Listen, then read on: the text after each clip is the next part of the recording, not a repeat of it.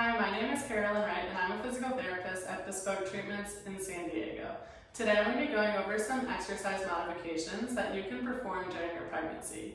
It's important to remember that these modifications are more for if you've already been strength training prior to pregnancy and stayed active throughout it. These are good ways to continue exercising, but to just modify the exercises a little bit to make them more comfortable.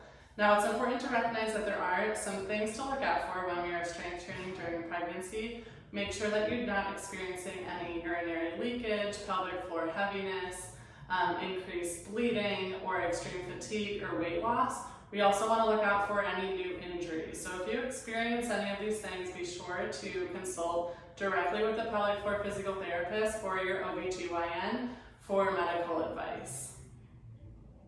Today I'm here with Katie. She's one of our orthopedic physical therapists at Bespoke Treatments in San Diego. She also happens to be in her 3rd trimester pregnancy. So we're going to go over some exercise modifications to make sure that you can keep active during your pregnancy. So the first one, if you've been doing box squats or goblet squats and they're getting to be a little bit challenging throughout your pregnancy, you can try doing with the TRX. So you're going to hold the TRX here and just using some support through your arms. You're going to go ahead and do your squat here, and she's doing a great job with that, so that's just a little bit easier. If you feel like you want a little bit more support, you can just put a box or even a weight bench behind your hips, and she'll do the same exercise just like that. If this feels like she wants a little bit more challenge, she can ditch the TRX and then just do a box squat here. Perfect, Katie. Good. So the next exercise, if you've been doing push-ups and having a difficult time with that, you can use a box to just do shoulder taps. So using a box, making sure it's nice and steady, I'm going to hold it for her. She's going to place her hands on the edge of the box. This is a good way to get your planks in, or you can just do alternating shoulder taps, so tapping opposite side.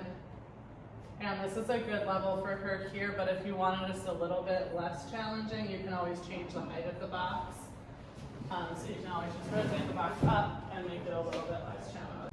Okay, so earlier in Katie's pregnancy, she was doing rear foot elevated split squats, but that was starting to feel a little bit uncomfortable and she was getting a shearing force, so a little bit of pubic symphysis dysfunction with that as she got into her 3rd trimester. So we're gonna modify it by just using the TRX to offload her a little bit. So she'll do the same form with her split squat here. That's perfect. If she still doesn't like having her foot elevated here and feels a shearing force, we can just get rid of the box and keep both feet planted on the floor. And same thing, just a little bit less shearing through the pelvis. So earlier in Katie's pregnancy, she was doing barbell hip thrusts, but that got a little bit uncomfortable. So a good modification for that is to do glute bridges. So she can just do a standard glute bridge here.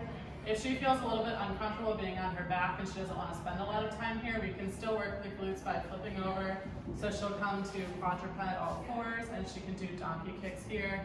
So extending, keeping that glute nice and strong here in a good position that doesn't bother her. I hope you found this video helpful. As always, feel free to reach out to us with any questions.